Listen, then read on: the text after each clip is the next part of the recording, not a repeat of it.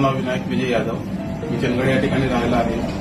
आमच्या आजूबाजूच्या परिसरामध्ये हत्तींचा भरपूर वावर असतो आणि माझ्या बघण्यानुसार हत्तीला पळवण्यासाठी काही लोक बॉम्ब किंवा फटाडा याचा वापर करतात.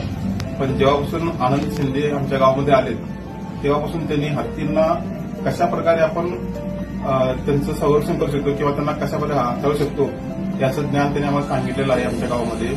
या अगोदर हत्तींना कोणत्याही प्रकारे किंवा कशाही प्रकारे लोक मारतोड करणे असे वगैरे करत होते. पण जेव्हापासून साहेब आले आमच्या गावामध्ये त्यांनी कशा प्रकारे आपण हत्तींना आपल्या भागातून घालू शकतो किंवा कशा प्रकारे आपण त्याची बोलून त्याच्याशी वैरत्व न प्रकारचा आपण कसं त्याची मैत्री करून हत्तींना आपण आपल्या शेतामधून बाहेर काढू शकतो याचं त्यांनी आम्हाला माहिती सांगितलेली आहे.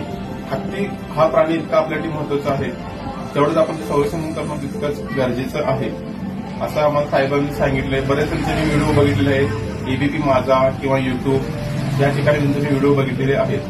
त्यांनी बऱ्याच प्रकारे हत्तींना योग्यरित्या हाताळलेलं आहे. काही दुखापत न करता किंवा इतर कोणत्याही गोष्टी न वापरता त्यांनी हत्तींना आमच्या शेतामधून बाहेर काढलेले आहे. आता बऱ्याच ठिकाणी जंगलामध्ये त्यांच्यासाठी चाराचं पण संगोपन करायला चालू केलेलं आहे.